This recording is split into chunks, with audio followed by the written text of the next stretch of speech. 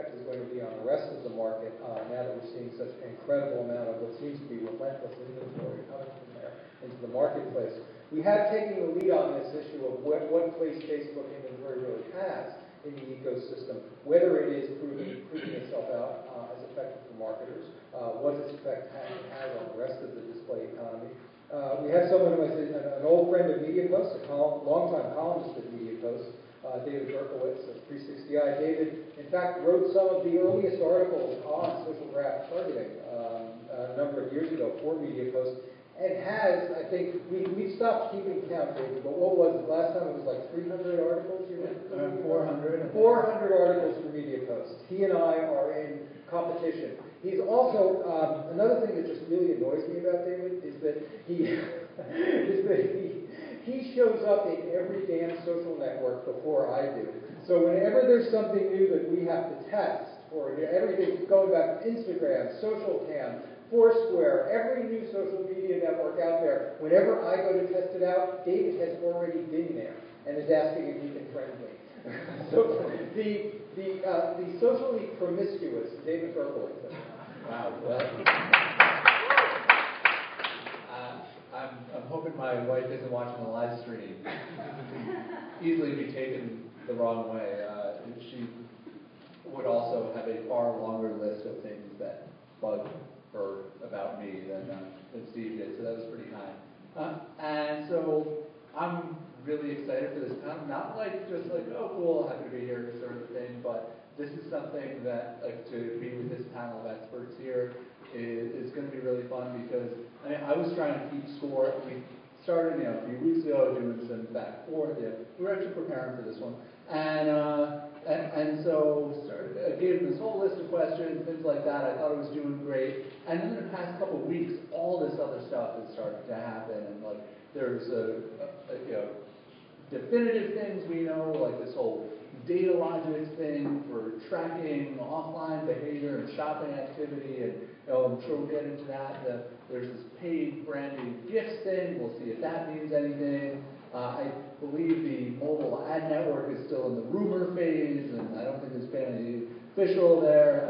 Facebook is now charging for offers. I mean, all this in the past couple of weeks. We was bringing up that today there was some piece, what was it, in Reuters, that they're not going to, they're trying to pay less attention to click-throughs and look for other forms of brand value. So, and this is all stuff on top of a really long list, Facebook Exchange and ROI stuff and marketplace versus sponsored stories and in-stream versus right rail. So there's a lot we want to cover, and so I want to give the panelists just a minute or two to introduce themselves and say why they're on a Facebook advertising panel. And then I've got clearly a lot of questions, but please jump in and let me know as you have questions. I'll make sure there's plenty of time. So Aaron, all you.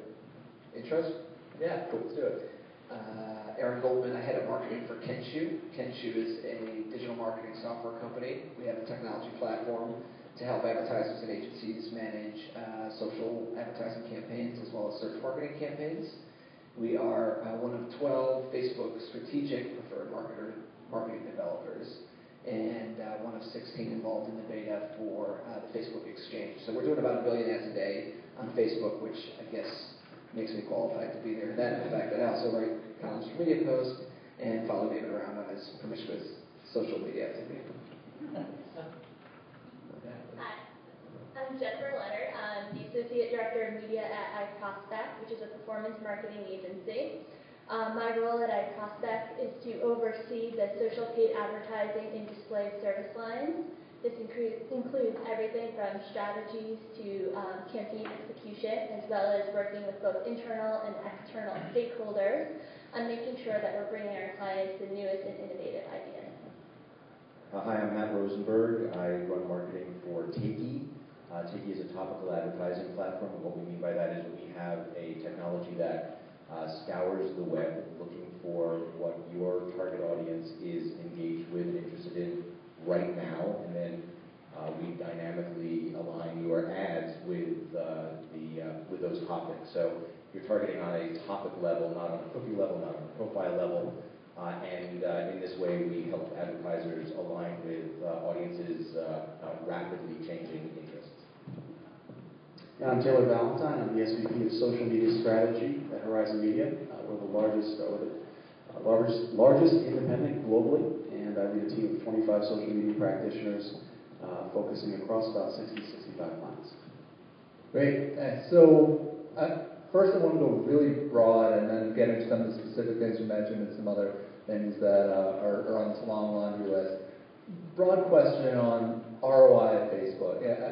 How are you looking at that? How are you deciding how to allocate to Facebook versus anything else? Or from the technology side, how are you showing the ROI of it, or is there some other kind of RO metric that you're looking at? So. Well, when we work with media agencies are, at the end of the day, looking to drive performance that they can quantify. So at the end of the day, we're looking at clicks, we're looking at complete views of videos that we put into Yahoo, we're looking at performance rates for IAP ads that we put into the Google Display Network. So that's ironic, given the Reuters piece today that Facebook says, really don't pay attention to the clicks. These days, look at brand metrics, and I think the ultimate way to look at whether any of this stuff in the whole ecosystem works is to test it on the playing field that you want to win on. And we know TV works because you put a lot of money into television, and if you only do that, product actually moves. So I think it'd be great to test that in the same way and find a marketer, maybe there's somebody in the audience here with a big budget that wants to give Facebook or some other media that they want to test a 30-day head start on their TV campaign, and in that way I think you can prove ROI pretty quickly. And for us, it goes back to the same things that we measure, but also from that beginning, what is that digital strategy? What is that digital integrated strategy that we present to the clients, and setting expectations and understanding the role of each channel?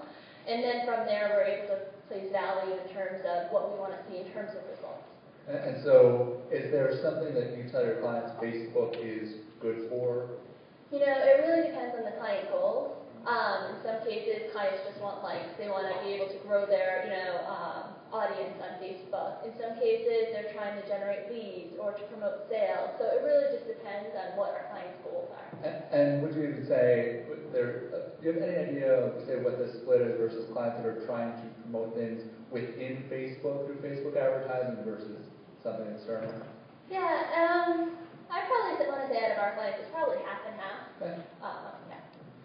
Definitely skewing more towards on Facebook, both because people are realizing that when people are on Facebook, they generally don't want to leave, no matter how great your message is. But also, Facebook's creating new ways for them to monetize the user experience within Facebook. So it used to be, unless you were an app developer or a gaming company that could very clearly make money keeping people within Facebook, now, whether it be gifts or offers or other things, there's more and more ways to monetize consumers when they're already on the social network. And so that makes it easier to justify your expense and show ROI without ever taking people off Facebook. But we also tell our clients is that they also have to have that experience within Facebook. They just can't drive people to a Facebook page where they're not, updating information regularly or offering the consumer something. So we want to make sure that they have that balance. So David, I think the biggest issue we are having is the darn word ROI. We've got to start thinking about it multidimensionally.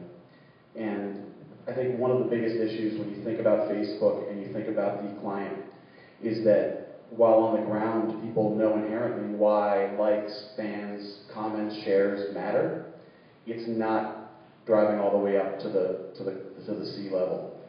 And until we actually have true key performance indicators, ones that are connected to business metrics, then it's not going to be understood and it's not going to be optimized to, and the budgets aren't going to go there full-fledged. So I think while it was weird to hear Facebook today say it's not about clicks, it's about brand value and look at brand health metrics, we've been asking that for 3 years. We've got predominantly a set of clients who focus on these brand health metrics about how is my brand doing, awareness, intent, and that wasn't being, they were focused less on what the exposure was generating and more about these engagements. Well, the problem was, no one knows what engagement's a bastardized term, everyone. No one, it means a lot of things to a lot of people, but it doesn't connect to the top level. And so we've got to boil it back down and rethink, think it, start over, and think about ROI in terms of not only a direct connection in the e-commerce way that we're so used to it online, but also in ways that we're saving our companies money, and also in ways in which we're thinking about innovation and brand differentiators. So, and I mean, since you mentioned this challenge of paying to get those likes and shares, how much of that are you doing as an agency, and then how much of it are you, and how are you doing so? So it's about social outcomes, and social outcomes ladder up to a bigger point, right? So social outcomes are people talking to other people about your brand, or people talking to your brand about something that you have in common, and doing it publicly so that there's a halo effect for your brand and a benefit. So we're trying to talk to clients about social outcomes, not just about e-commerce outcomes. We know that they're intertwined, and we shouldn't stop chasing the attribution greyhound, but we're talking about both of those things. We're also talking to them about their community in Facebook as an asset, right? And that the value of that asset, and in any asset, you want to increase the value of that asset. The value of that asset comes from a couple of indicators. One is the behaviors that are they're both about your behaviors, and one is how much are people talking about your brand, and the media they're generating. You know, is today at 20 times more than it was yesterday? That's a good thing for your brand, especially if they're doing it positively. And how much are they spending? And Facebook is now opening up their coffers to the data that is allowing you to start connecting the dots between your fans and your customers. And I think that's a big deal for this group. Okay. So another thing that's come up quite a bit is Facebook Exchange. And so who wants to share a bit about what that is and how it differs from... Yeah, you want to kick it off on what it is and then get into why it matters? Essentially, the opportunity with the Facebook Exchange now is to take the data layer that the rich data that Facebook has on everyone within its community and use that as targeting criteria off of Facebook. And so, whereas before you had to target within the specific parameters of what they made available, likes, interests, etc. Now you can take that information, you can see your off-Facebook activity, and then retarget to people when they're back on Facebook based on what you know about them. So if you're also using other data management platforms or other data providers to be able to augment your buys with richer information, you can now use that information to target people on Facebook. So, so what do you think of it so far? I mean, are you using it? How well is it working?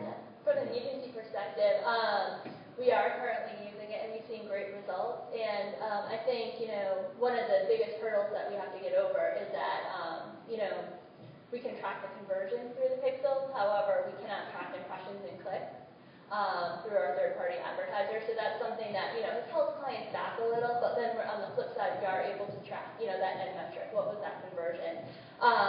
But clients have been extremely happy with it, and we've seen great results with the clients that have worked with it so far. When you're doing retargeting, against somebody who's, say, abandoned a shopping cart and, you can catch them again on Facebook, that makes total sense to me.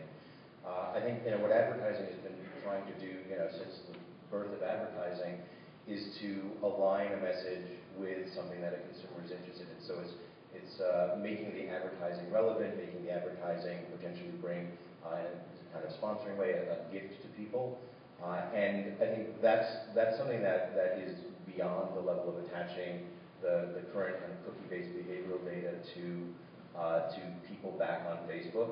Some of it is Facebook knows an awful lot more than anybody about what those people are doing, and if there's a way for them to open it up so that you don't have to retarget based on other data that is historically not incredibly reliable, that would be fantastic.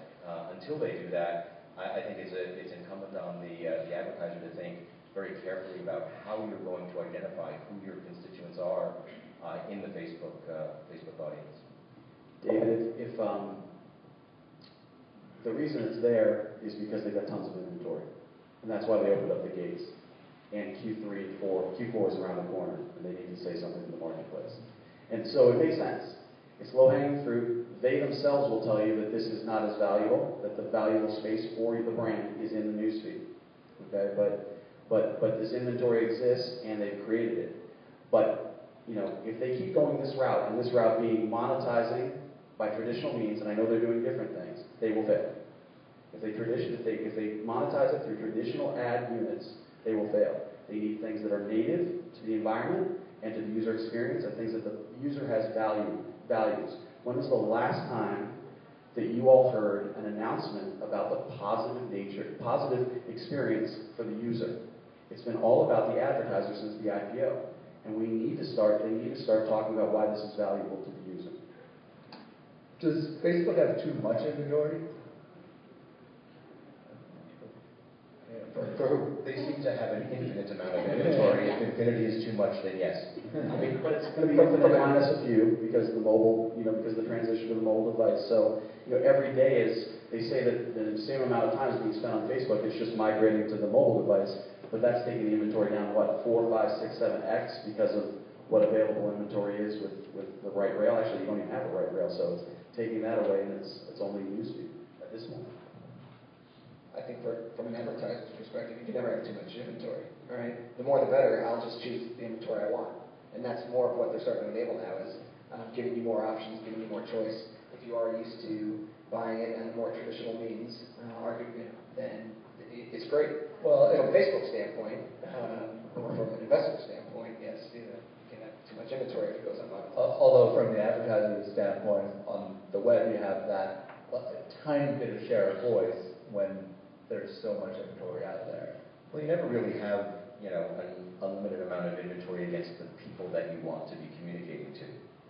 And I think, you might have because if you were putting, red dots in front of every eyeball that you could reach, you could put an endless and infinite number of red dots in front of people on Facebook, but you want to get a slice of that audience. They're the people who are going to buy your product. They're the people who are going to respond to your message. So from that perspective, it's a lot narrower, depending on how finely you define your target audience.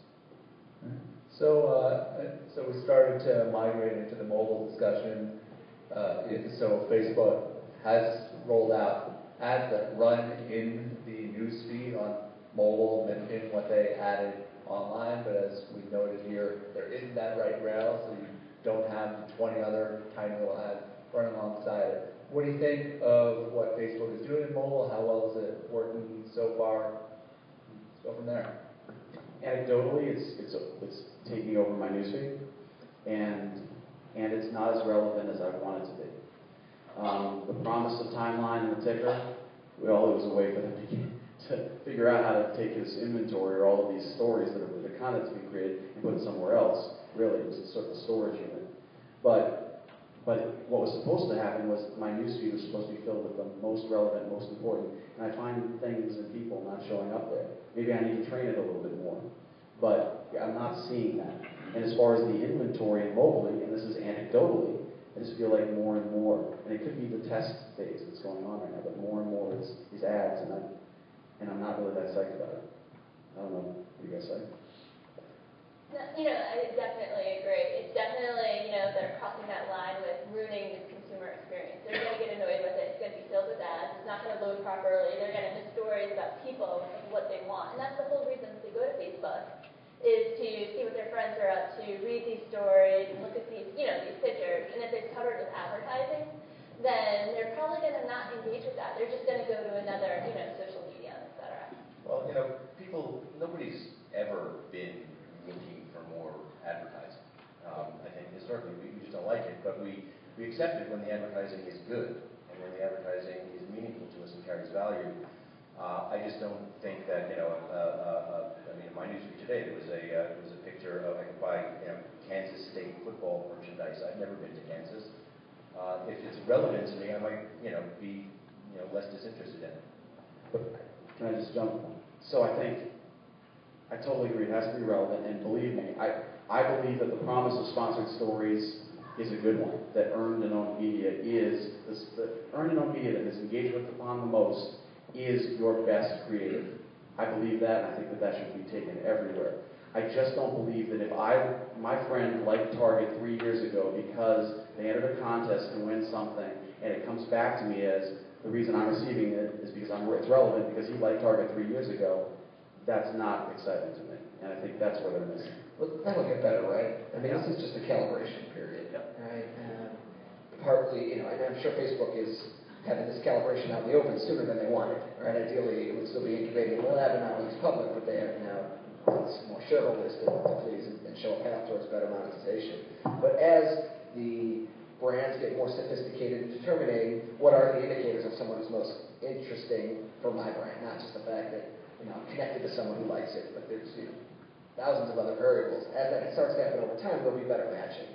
The challenge is that unlike in the search world where someone's explicitly telling you what they're looking for, and so it's really easy for Google to monetize tons of mobile search ads because the whole experience and the auction lends itself to that immediate relevancy. Here, the relevancy part's going to take longer to calibrate and figure out, but it will get there. And I think from a consumer perspective, in an end state where there are just as many brands in the auction to show ads on my mobile device as there are in the Google auction, then they can match just the right ones for me based on who I am and what I'm looking at on my small screen at that time, or even where I'm located, physically in the world. Once all that stuff starts firing at its most relevant, then it'll be add value to me, and I'll be happy to get those ads. So with the unit itself, so kind of tempered approach here, a lot of the issues relevant.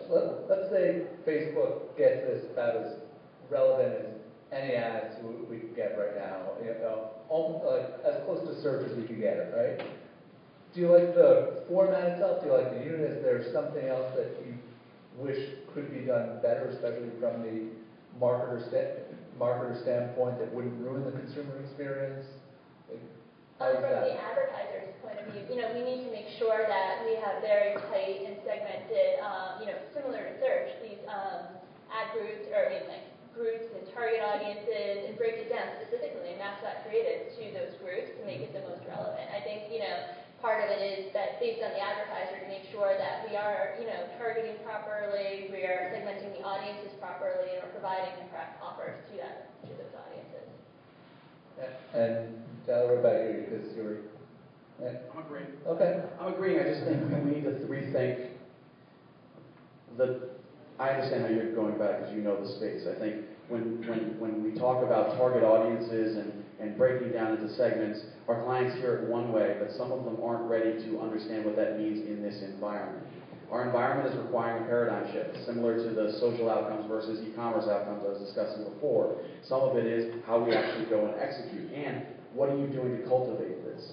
If it's true that the audience, the community that you're cultivating on Facebook is your best media, you can't treat them that way. You can't just throw a ton of money at them and flip them on and turn them off like you used to. You actually have to do something in between those time periods to make sure that they will be there for you when you need them. So, do you think Facebook has done a good job with setting up the offering, and now it's really just on marketers and their agencies and others to use it in a more responsible and better way? Or is there something that Facebook needs to improve? Well, there's something that kind of gets in the way of it all, which is that there's this great ecosystem of Facebook. There's the things that you can do that don't cost you a dime, right? There's the things that you can do in an always-on nature. There are things that you can do from a community management perspective. A friend of mine refers to Facebook as that CRM program I never meant to join. And you can use it that way if you want to.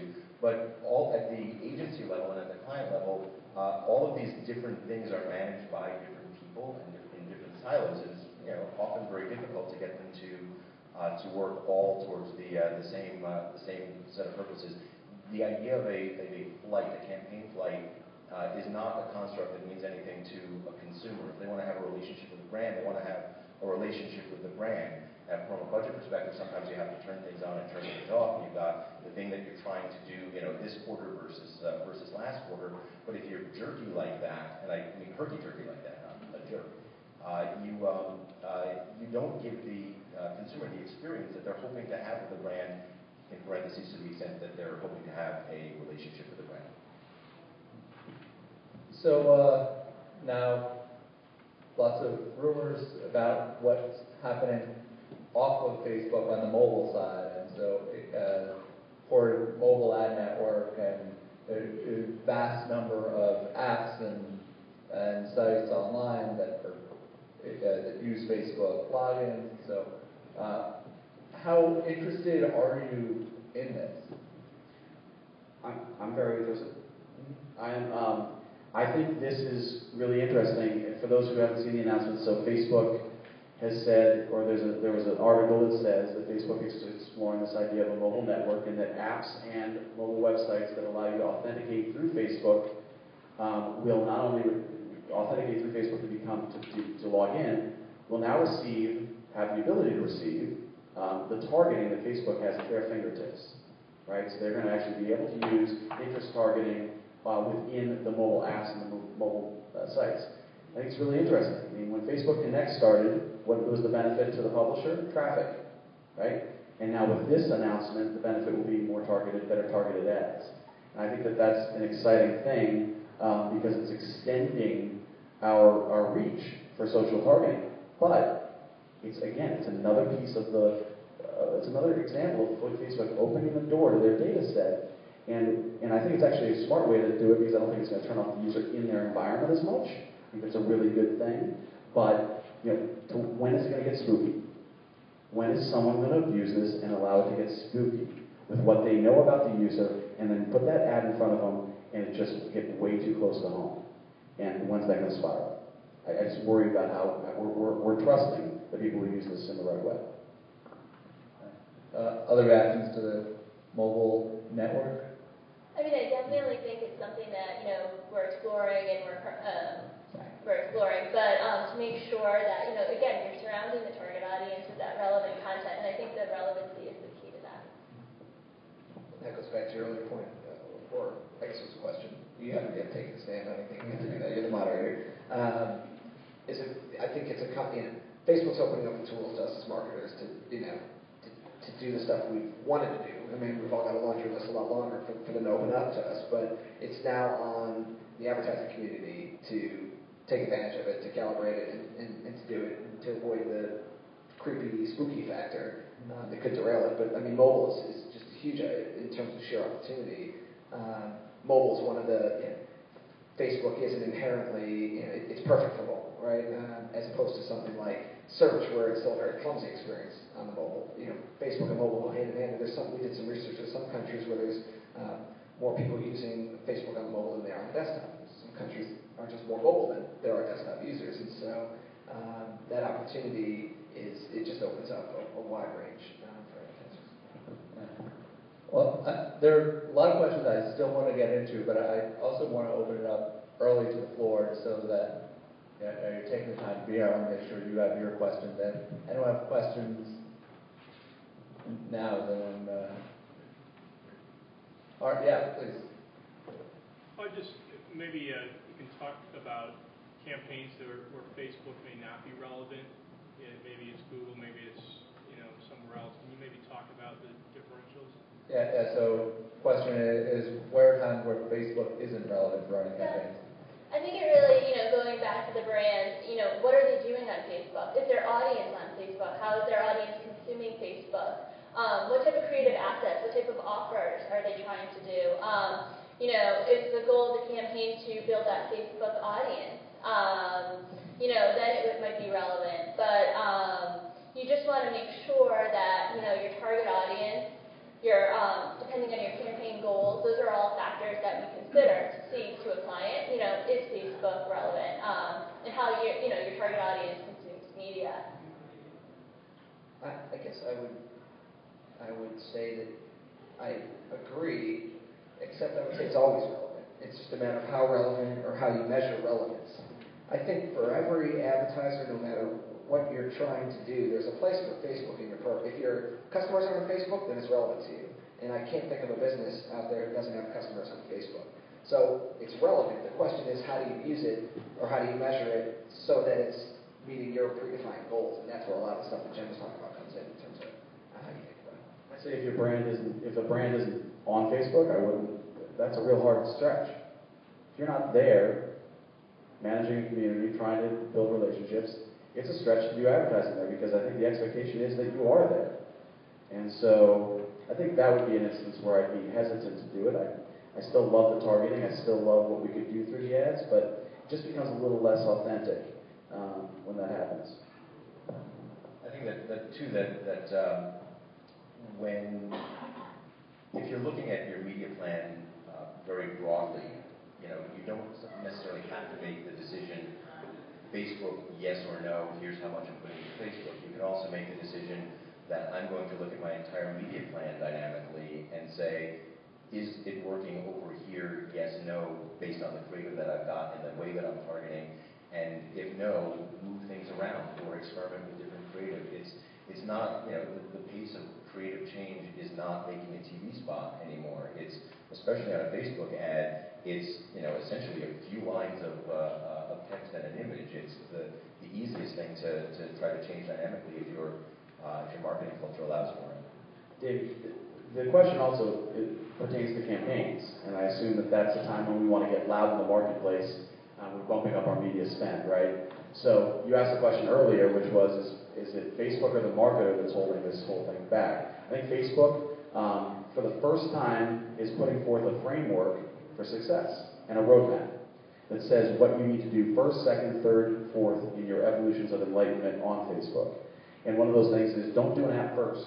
You're not ready for it until level 4. And so as long as things are happening in parallel, as long as you're going through this levels and stages of enlightenment about how you're building your relationships and your community and your presence there, then it's okay to get loud. It's okay to use media in Facebook to amplify and to get loud, because in the spirit of the sponsored story and everything that this is going to, without that content to get loud with, stuff that's happening on your page, something that's happening through interactions with your ads, it doesn't matter.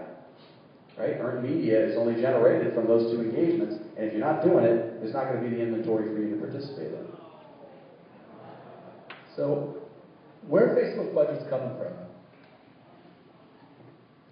For us, usually, it depends on the client. It depends on how we're engaging with them. We work with clients on many different service lines. Most of the time, it is coming from the display budget. And then we're able to carve it out. However, if we're just working with them, engaging with them in a search and they're not doing display, sometimes, we'll be able to say, can we allocate X% to search? So, we're able to kind of carve test budgets away, and that's how we've been really growing our Facebook business, our Facebook. I appreciated that, I think it was eMarketer that came out with the chart this past year that showed Facebook is not just one line. It's actually 3 layers. So there was a layer associated with advertising, a layer associated with resources, and a layer associated with technology spend to participate in the social space. So where our Facebook is emblematic of what social media is in my mind. Okay, so I would say that for the different things that you're doing, it's coming from different places. Facebook is a source of intelligence.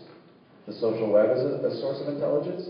I think that people are thinking about that. They're probably not thinking about it enough, but there's a budget there, probably in the community management budget. Facebook as an environment for community and for relationships. Typically there is a marketing, but that's a marketing budget internally, either PR or advertising. Facebook as a media vertical, usually the advertising bucket. And Facebook, as we're thinking about social media, as a horizontal media, which is a media that can enhance the chances that people are going to say something and share what the value that they're receiving when they encounter any media type. I think that's coming actually from the different media types that we're engaging with as an add-on.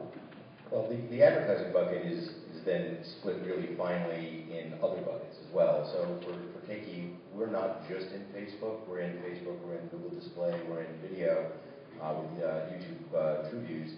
And so when an advertiser is running a campaign with us, they might be in all 3 of them. And when we're meeting with clients, we're meeting with the social media team, we're meeting with sometimes the search team, often the general display team, the team that's tasked with moving money around the video bucket as well. So for us, it's targeting based on topicality and then figuring out which, whether it's Facebook, Google Display, or YouTube, where we're getting the best reaction to ads against those topics. Questions from the audience? Yeah. Hi. Hi guys. This question is for anyone who cares to answer, or any 2 who care to answer. So upon hearing this news, my company at Cars.com, we're trying to figure out, how much to use this, what does Facebook Exchange mean for us. And something that came to my mind was kind of how there seems to be a lack of kind of data decay, right? So I could like or be interested or be friends with someone who, I liked or were interested or were friends with 3 years ago, like you were talking about before.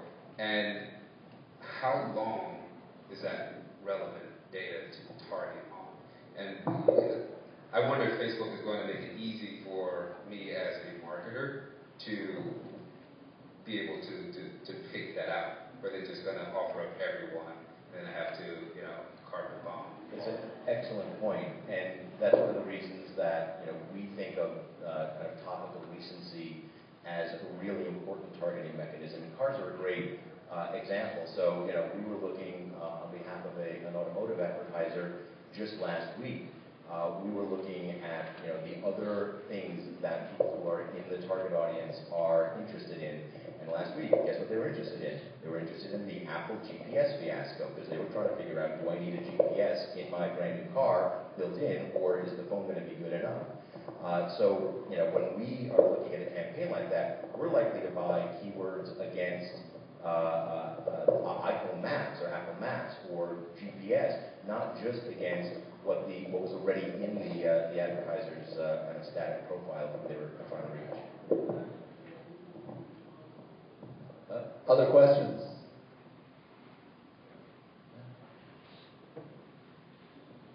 Just to follow up, I'm curious if you see then incremental dollars coming out of sort of Google Exchange and others into Facebook, given it appears that Facebook's a little more open today, and obviously Facebook is who they are, but do you see dollars shifting into the exchange? I think right now we are, clients are interested in testing it. So, we're seeing a lot of testing budgets, and it's still, in terms of seeing the actual, clients are very interested in it, and they're testing it, and so far they've seen great results. So it's still a little too early to exactly tell, but to date we have seen clients carving out some of their display budgets or search budgets, etc., to test it. I'd actually be interested in what Kenshoo sees from the standpoint of, do you see dollars going from optimizers to the exchange, at least right now in the short term? Because I mean, everyone wants to test this Facebook space. So what do you see? I think it's too early to call it a trend or anything other than just what we've seen in the early goings. I do think it's a lot of people have their built up process around and their set goals around what they expect from exchange-based inventory. And so they come in with their KPIs that they're used to trying to achieve when they're buying media off of ad exchanges. And so the low-hanging fruit is to take some of that money, dabble with the Facebook exchange, see how it performs. If it's not low-hanging fruit, what would be high-hanging? The fruit up at the top of the tree is stepping back and thinking about, all right, what does it mean? Thinking more about your Facebook goals, your Facebook audience, what you're hoping to generate through Facebook engagement, and layering that on top of what your typical exchange-based media strategy would be, and then starting to create your own KPIs based on what you know about how valuable those customers are to you. And when that starts to happen, now it could be potentially cannibalizing other media that you might have bought from Facebook, because now if the exchange is a better way to engage with Facebook users than were some of the other ad units, well then possibly you might be taking some money from that.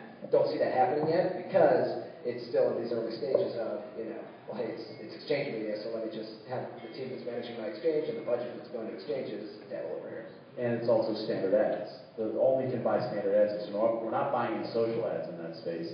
I think a lot about that space as not even Facebook. I think about it as DR. It's a great way for DR marketers to get into this space. On the surface it seems great, right? You've got DSPs representing, 15 to 20% of the overall digital spend. They've got the money. They don't have to say where they're putting the money or where they're putting the ads specifically. It doesn't have to be totally that transparent down to the level, although people are asking us to say, I want to be on Facebook. And they're able to go test this environment, which has huge supply-demand issues in favor of the advertiser. So again, my jury's still out as far as results, but on the surface that seems great, but it's not. It's so people are so we already know all the stories about people come to Facebook to spend time with their friends. They spend time with their friends in their newsfeed and in the core content. This stuff is we've already know that the response rates here are very low. Up the relevance, maybe higher response rates, great. And if the price is right, do it. But we still have to find out if that's true. Other questions? Hi. So most brands or agencies, they see these spaces kind of silos. So you have search, you have display, and then you have social. Where do you see social in that spectrum? Is it closer to display or closer to search in some ways?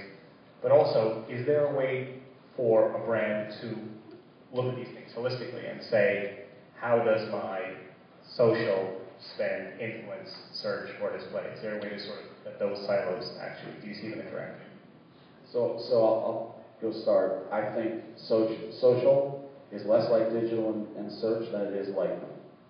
Okay, I think social is the connective tissue that is connecting a lot of these experiences and allows people to share what they've learned. Our objective in our team is to maximize the conversations between consumer and consumer about our brands, or consumers and the brand directly. So I think they're actually, it's probably less like either one of them. What was your second part of your question? Sorry. How do those three work together? Do you see social influencing? So we see clients who are focused on their SEO. I mean, you can't miss it, right? First, it was the publishers of Facebook Connect, how much traffic that was driving to them. But clients are also focused on how many inward links are there. So if that's happening on Facebook or any other kind of social environment, that is a key indicator, which is, can we generate more inbound links, quality inbound links, that we can improve our SEO? The other channels can be a great way to help improve the value of your social, right? So, we see a ton of cross-channel activity, and we see a ton of people who, when you look at a conversion that happened maybe through a search click, and then you look all the way upstream and see, all right, the same person was exposed to and or clicked on a couple Facebook ads. Being able to put those pieces together helps you even further justify that social investment. And so, yet too often there's silos of teams sort of working, in silos. But having at least a technology platform that cuts across and being able to see that, then just at least gives you the data, and then the teams can fight over who should get credit. And also, too, at iPropsect, we have integrated planning teams, so we're able to leverage a lot of the learnings that we have from display, search, SEO, and then start testing within other mediums, too. So we always make sure that, it could be like a creative copy, for example. If something's working really well in search, let's try, a version of this in Facebook, or let's try to use this copy in an ad, see if we get the same results. So there's that constant testing. It starts upstream, though. It starts in the planning. And if you're expecting social outcomes, if that matters to your organization, then you're going to do things along the way to ensure that search, display, television, radio, all of them, wherever possible, are generating these social outcomes. So if it's laid out as one of the approach, the strategy points, and one of the expectations, then I think you're more apt to see more social happen. I've gone away from Facebook and started talking general social. Yeah, well, at this point I want to thank the panelists here. It's just excellent. I learned a lot. Hope you did too. So, big round of applause.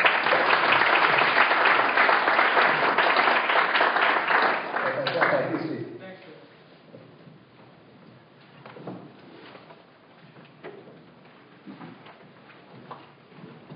Oh yeah, move quickly from one very hot topic that's emerged in the last year, Facebook inventory, to another hot topic that's emerged into the ecosystem in the last year, RTV, also swamping the supply of inventory. Let me bring Norm on up. And alphabetical order with Norm on that far. I'm building on display.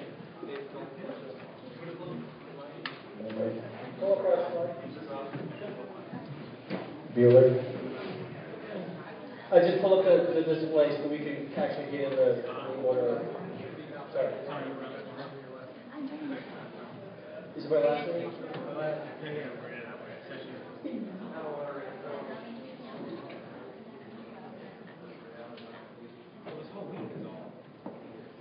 just when you want to build, right?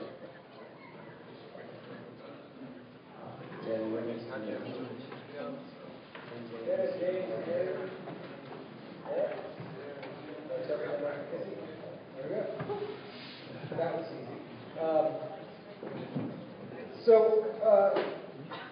RTV models for buying and selling ad inventory will account by some accounts for at least a third of display buys this year. According to some sources, it may go as high as 50% within the next year or so. That's a tremendous shift that we've seen in just the last few years. Just a year and a half ago, we were still talking about relatively incremental shares of the market that were going towards RTV. Now it has become an increasingly important force, not only in terms of influencing buying and selling, but also the ways in which it influences the rest of the display ecosystem. This is obviously, RTV has always been an enormously complex affair, but also very data rich in its approach to display, understanding how best to use RTV in order to deploy campaigns, but also how to make best use of RTV on the back end and what it can teach and tell. One of the things that we heard this morning from our keynote from MetLife is how they learned some very basic things in a lot of their display campaigns, the kinds of data that was cast off by a lot of these targeting and segmentation techniques, and are really teaching brands things about their audience, about segments that they never knew before, about their response to creative that they never knew before. To take the lead on this, I've asked Norm Page of Same Page Capital to take the lead. Norm is the founding partner of the firm, which is a business accelerator for digital companies. He works with early stage companies, many of whom in the past you have heard from, like Flycast, like Mail.com. In fact, Norm has said you worked with DoubleClick twice, right? On two of its buyers, right? That's right. On DoubleClick Double-click, right? DoubleClick twice, and Contera over the years. As many of these companies were either bought and sold or IPO'd. Please welcome Norm Page. So we have the highly desirable last panel that also overlaps with the cocktail session. So this is kind of convenient. And so we have to keep it rather lively.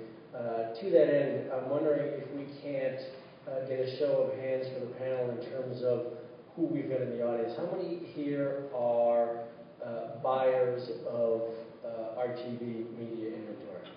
Show of hands. Okay, and how many folks have we got are either kind of agnostic or technology providers into the RTV space? Show of hands. Really? And then sellers? Okay, so inventory providers. Good.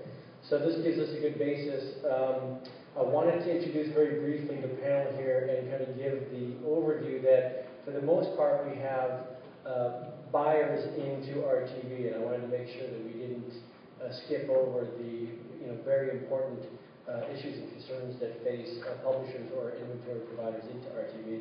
We have, starting on my left, Jenna, who is at Hill Holiday and is a buyer there using their automated platforms. We also have James Green from Magnetic, search retargeting. We have Mary, who is also a buyer on the agency at G2, followed by Eric Porres, who is at Rocket Fuel. And then lastly, we have Kasim from OpenX. So we have a little bit of a mix there in terms of agency buyers, non-agency buyers, and Kasim, who kind of sees all of the flow. The first question I wanted to ask, I'm going to go to, oh, by the way, is it all good? Anybody wanted to? All good? Okay.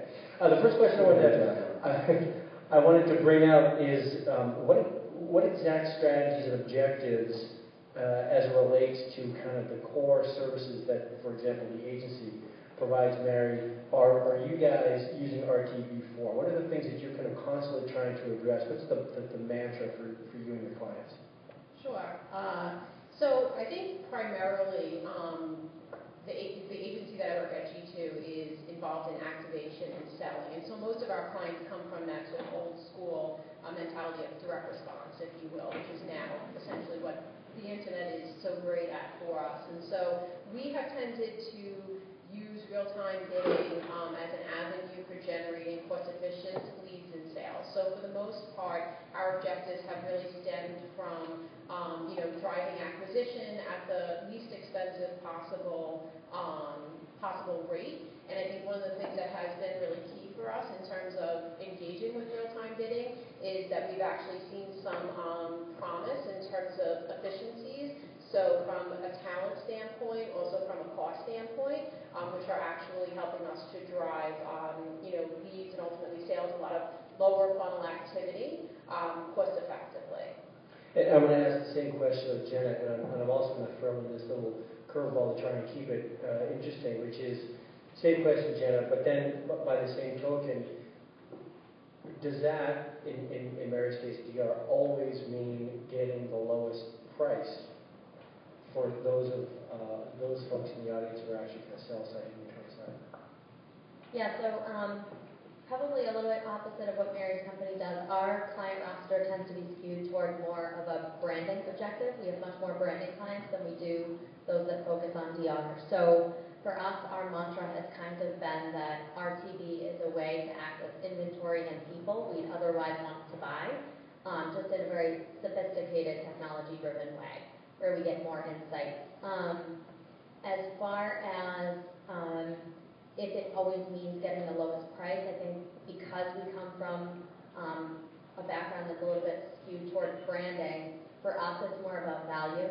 So we're willing to pay a little bit more if it means we're getting a little bit more in the return sense. So earlier there was a panel that involved most of the trading desks, and the question of pricing had kind of come up almost accidentally. So I wanted to make sure that we address that, because one of the things that was brought up was that it's not necessarily about the lowest cost by any stretch of the imagination. In fact, it many times, depending on what the media inventory is and the desired audience, and particularly against the objectives, you could potentially be paying more than you might normally do. So I just want to kind of keep the providers of inventory, the publishers, kind of involved in the conversation, understanding that this isn't about driving pricing down. It's more about kind of opportunistic spot buying. And to that end, Cosmo, I wanted to ask if, as the guy that sees a lot of this flow, what you've got to add to that. Yes, I think that Norm, you bring up a great point, which is it isn't really about driving price down. The fact of the matter is we often see bids that are well north of $50 on a CPM basis for inventory that flows through our exchange. So, it ultimately comes down to buyers being able to find the inventory, and ultimately many times that means the audience that they're looking for. And when they do that, they're able to pay a pretty hefty premium for that. And we've seen that only grow over time. And then from a buyer's perspective first, James, how can you speak to that in terms of what you're seeing in terms of how you're buying practices, best practices in buying, and then as a follow-up, Eric, I want you to kind of discuss where you see the real value in RTV. Yeah, to a large extent, the price you're buying media for, or selling media for, that transaction price, is often almost completely irrelevant, because every client that we ever run for, and I think most of them, have a clear goal, which is, I'm prepared to spend this much for a new client, I'm prepared to spend this much for an activity, and I've proven to myself that if I can acquire clients to come to me below this price, then I can do that all day long and I'll be profitable and everything will work. And if the conversion rate off that publisher is better than a conversion rate off another publisher, the actual CPM price can go very, very, very high. It just depends on how engaged and how that particular media works. So we see all sorts of examples. We see examples where the price is very, very low, the CPM is very, very low, and the engagement rate is very, very low. So you have to serve up masses numbers of ads. But it still works with the conversion. It works. And then we see the reverse, which is, as you said, we are routinely bidding tens of dollars on a CPM basis, and we see them working as well. So it really, I know that may not be obvious to someone who's selling the media, or publisher who's selling the media into the exchange, but that price of that media is much, much less important than how the media is performing for the campaign. And then Eric from Sure. So we did an analysis of this, we presented at AdTech in London last week, and for all of the talk talk of automation that we hear about RTB, it's great, it's automated, this, that, the other. When you actually look at the bid landscape, so we look at, call it 19 billion impressions a day on an RTB basis. And when you look at the bid landscape, though, you find a surprising amount of clustering around $1 and $1.01, $1.25, $1.26, $1.50, $1.51. And so if you just look at the bid landscape between $1 and $5, you find sort of 34% of the volume clustered around these very specific prices. And so to us, that's an indication that for all of the talk of RTB, it is still very much at this stage a manually driven process. So that's probably one of the big surprises that you might not necessarily know or hear about much is about just exactly how manual it still tends to be. Whereas before you were sort of bidding, if you were a traditional planner, traditional planning was in this state of let's bid for a placement, a site, a placement, and a placement at a certain value. Even today, we're still seeing this kind of deal flow take place. So it's one of the good questions to ask is, okay, how automated, when you think about RTB buying, what are the automation mechanisms that are in place to truly make dynamic pricing that's corresponding to the right person, right time, right context, what have you, make it real? And Councilman, I saw you grin there at part of Eric's response. I wanted to get your thoughts around something that you were talking about earlier around big clustering, etc. Yeah, so I think that to Eric's point, I think one of the things that I would often ask myself if I were telling a client or advising a client as to who they should partner with in the real-time bidding space is to understand how they value inventory. So there's a number of different approaches that a buyer or a bidder can take in order to do that. Some are black boxes where they won't disclose the information. Others tend to be sort of less dynamic than you would otherwise expect, to Eric's point of very much clustering. So one of the things that I would encourage folks to ask themselves and ask their partners is, help me understand how you bid. For instance, there's an impression that comes into our market, and Rocket Fuel, anybody else, any other buyer could bid $1.87. Help me understand why you bid $1.87. And if the platform cannot tell you, sort of in very plain English, as to why they did that, that to me is a red flag. And it may be because either there is not much automation to Eric's point, or it may be sort of not very scientific in terms of how they bid. So ultimately, I do agree that we're at the early stages of perfecting RTB, but we've certainly seen increased sophistication in the bidding patterns of buyers. And frankly, we have the luxury of seeing that across dozens of bidders, and so we do find some to be a little bit more static than others. So it's definitely the case. And Mary, speaking to Cosmo's point about how you start to value the media and start to bidding, can you speak a little bit about some of the things that G2 brings to the table in terms of kind of preparing and talking to clients and some of the analytics that you guys do as kind of part of what you're doing on a daily basis? Sure.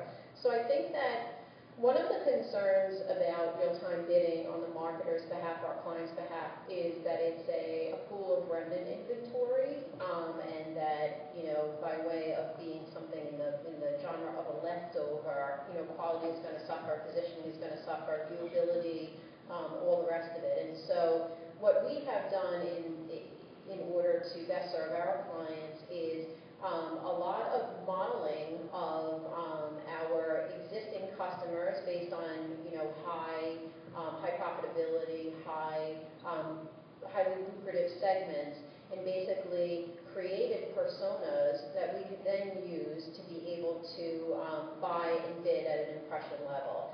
And so instead of it being that sort of rear view mirror approach where we're learning and then applying the learnings, we're actively pushing the needle ahead and really understanding, based on our existing customer profiles, how we want to inform bid strategy. So I think that the net of that is really it's a data-driven approach, and I think that as the automation and the platforms and technology advance, it's really incumbent upon agencies to really have the math and the algorithmic approach as well. And how are you engaging with clients around topics like data activation? And potentially, if you can speak to how are clients then actually addressing that topic of data activation internally on their side in order to take advantage of things like first and third party data? So in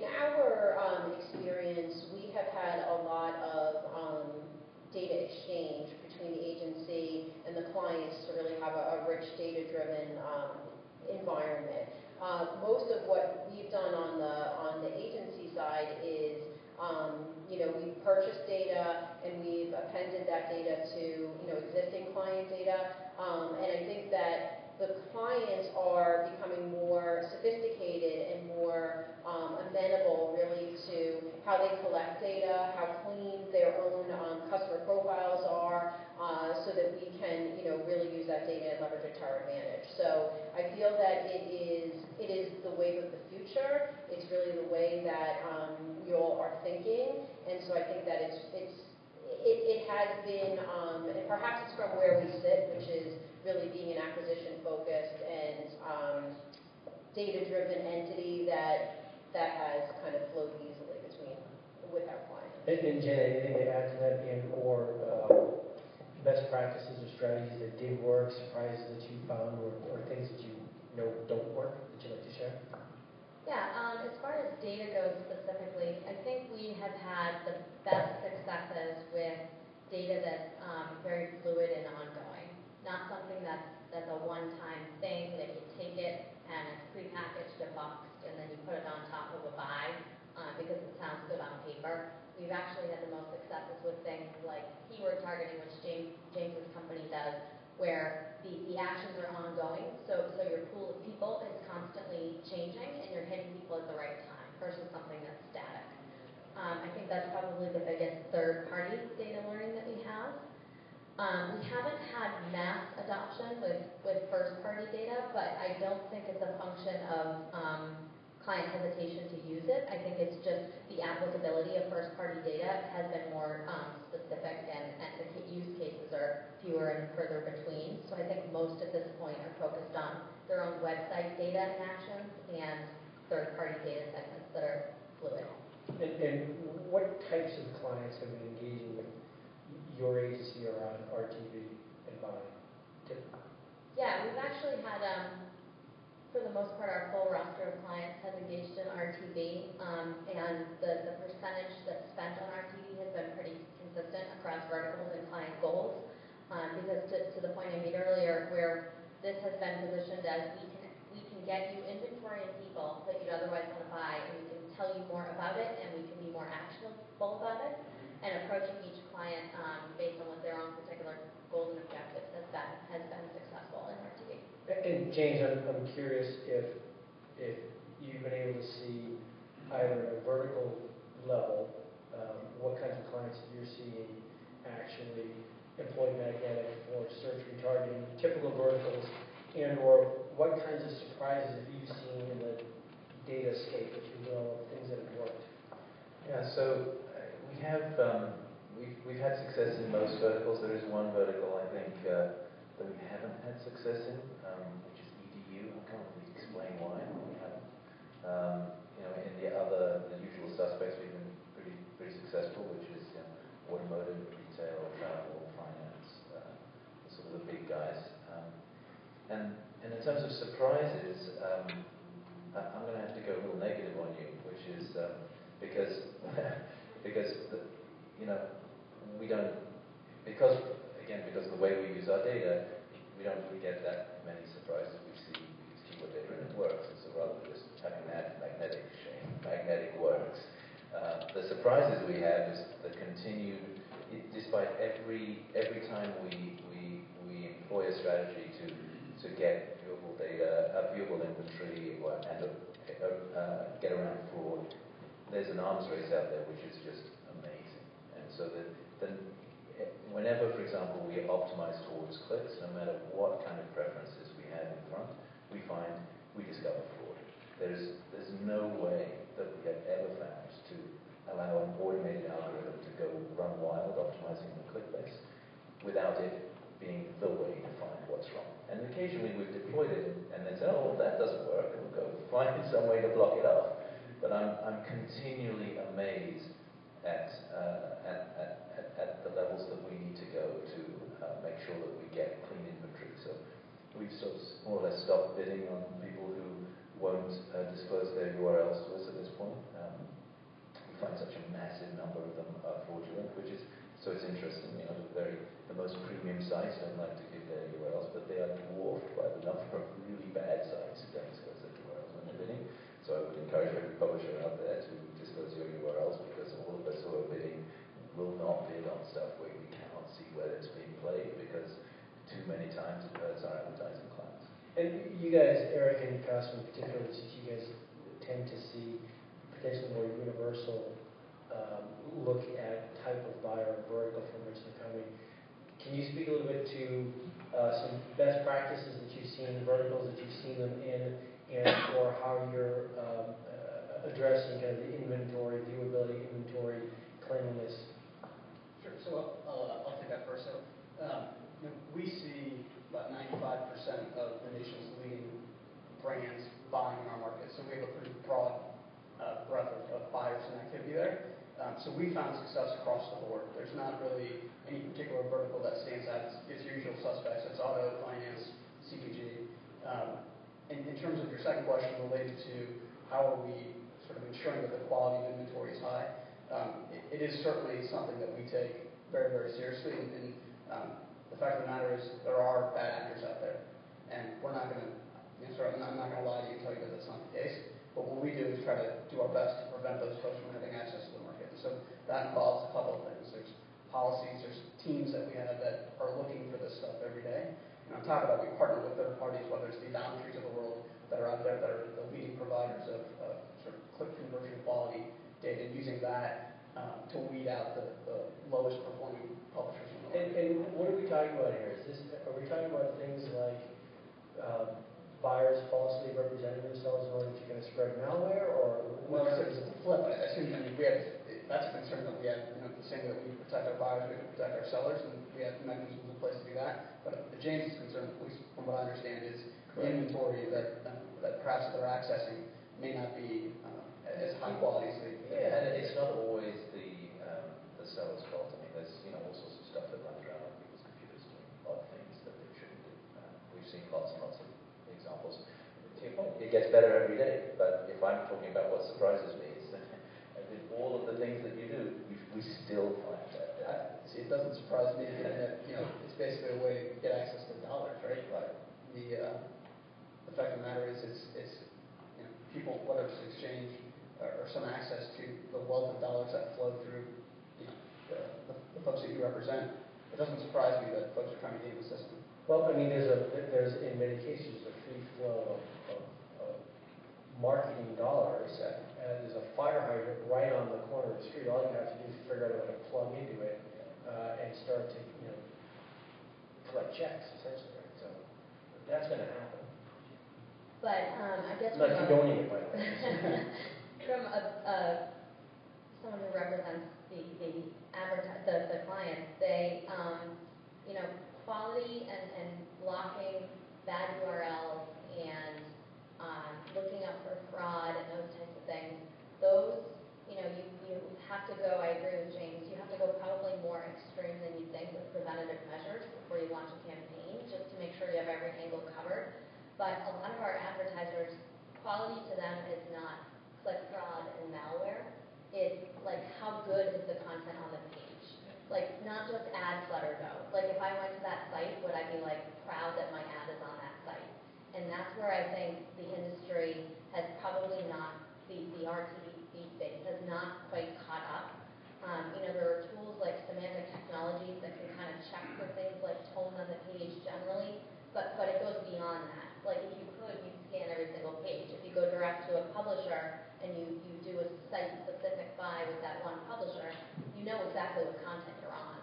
So for me, the surprises come when you think you've had every single preventative measure you've blocked for certain types of tone or certain types of user-generated content, and then of all the filters you have in place, maybe there's one page on one site somewhere that you couldn't see beforehand.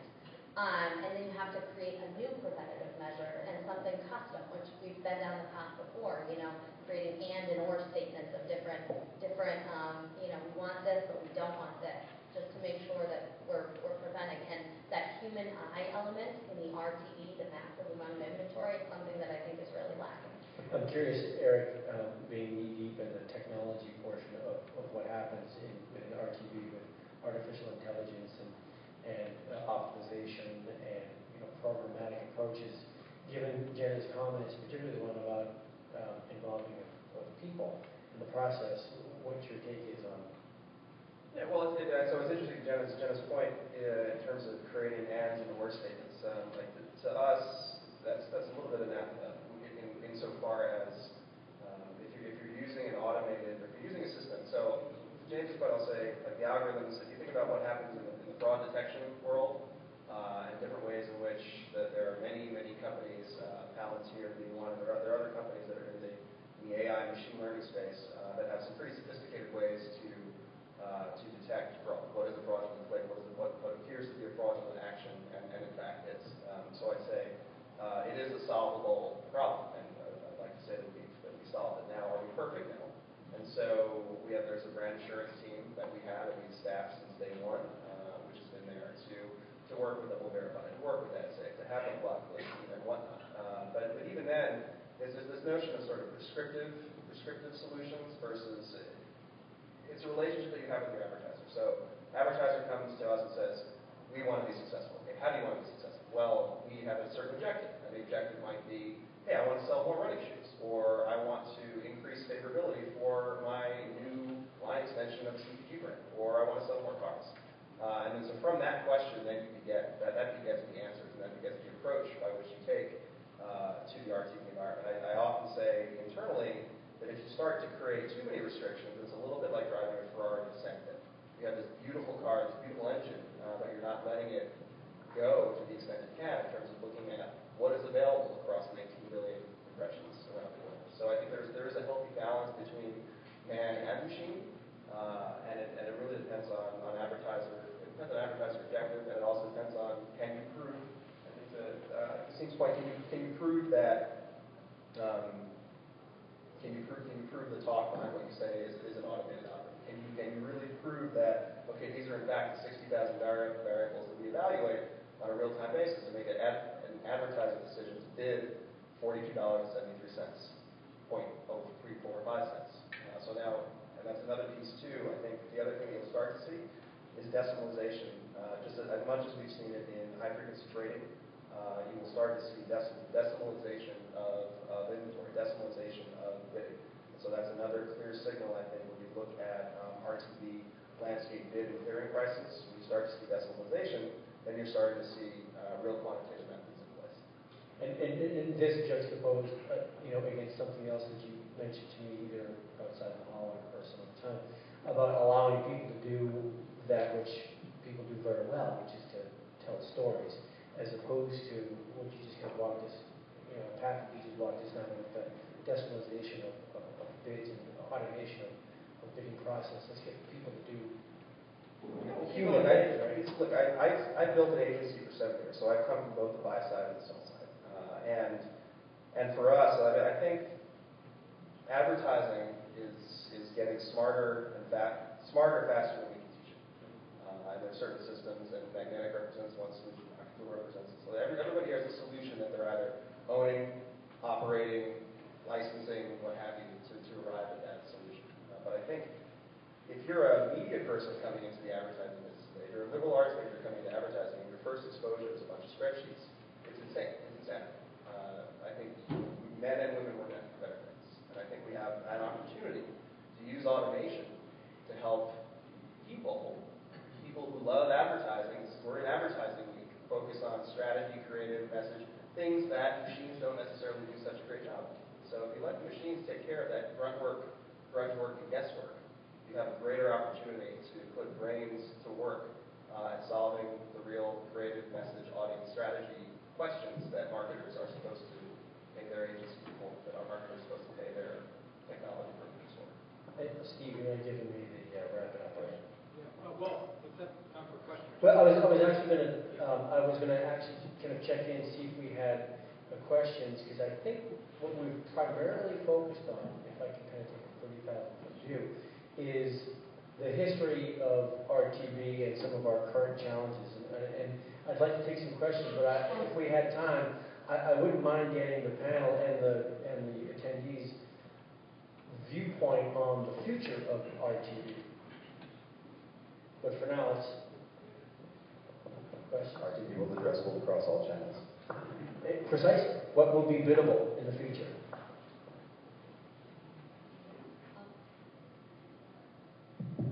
So the question is, I think it's for Jenna, and you mentioned that your agency is primarily using RTB for some of the brand campaigns. I think I can understand for the acquisition type of campaigns, and you can use CPA as sort of the measurement.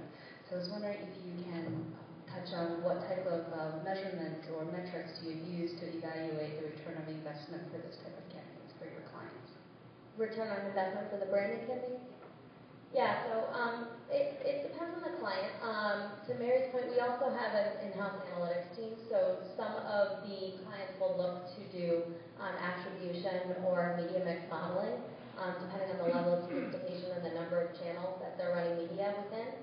Others who need have a shorter flight or want more real-time activity will do something like a single question in-flight survey that we have the ability to optimize to, and they'll look at brand survey results. The two big things I'd say that dictate whether or not you go kind of the short survey route or the attribution media mix route is the length of the flight and how many different components of media that the client's running.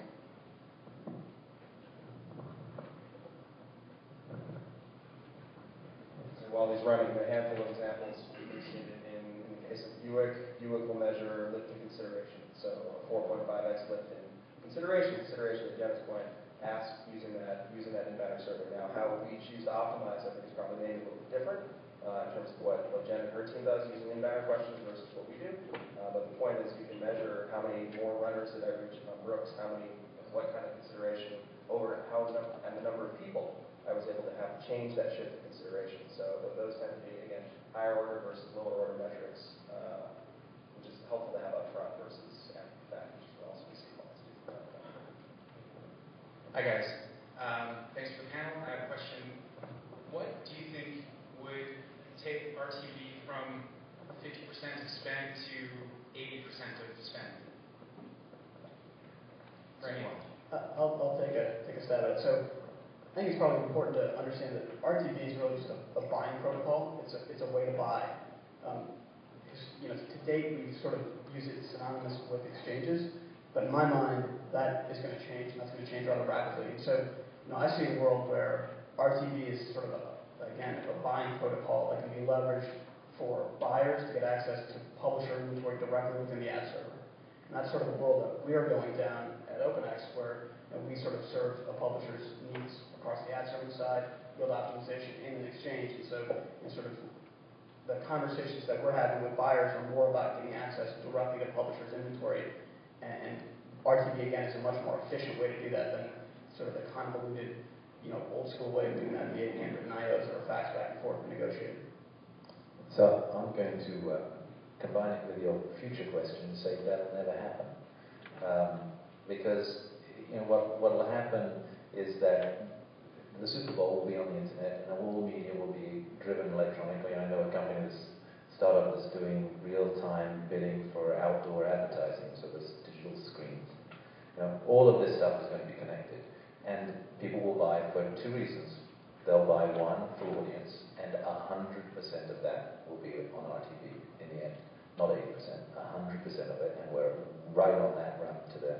And the other part will be contextual branding campaigns that exist today, that sort of deeply integrated with the content that you see in many, many, many places, in magazines and in television and online. That portion of the buy will continue to exist. People will still want to tightly couple their brand with a highly desirable piece of content, and they won't want to do it in real time. They want to own a huge roadblock, or they want to do, so it'll never be, and I don't know what the split will be. It'll be 50, 50, 60, 40, 70, 30. I don't know what it will be, but those two things will not meet.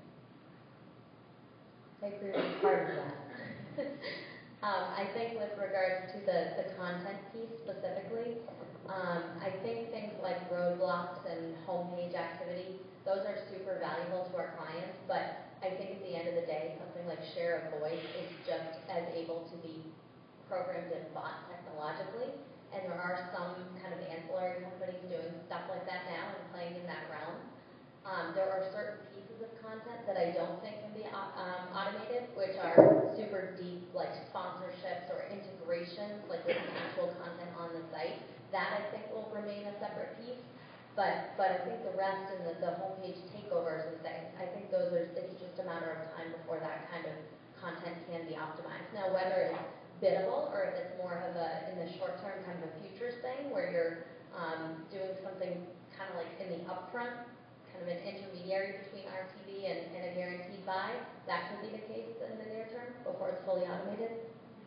Right. But at the same time, I think publishers would say, I've also been a publisher, so publishers would say, no, there's no way we're going to do our half-page ads in RTV, and then we see half-page ads in RTV. And then you look at what Ralph Lauren did on the homepage of the New York Times 2 or 3 weeks ago, where they were doing their fall collection. So it's similar to the Apple ads from 3 or 4 years ago on the Mac, where the two banners talk to one another.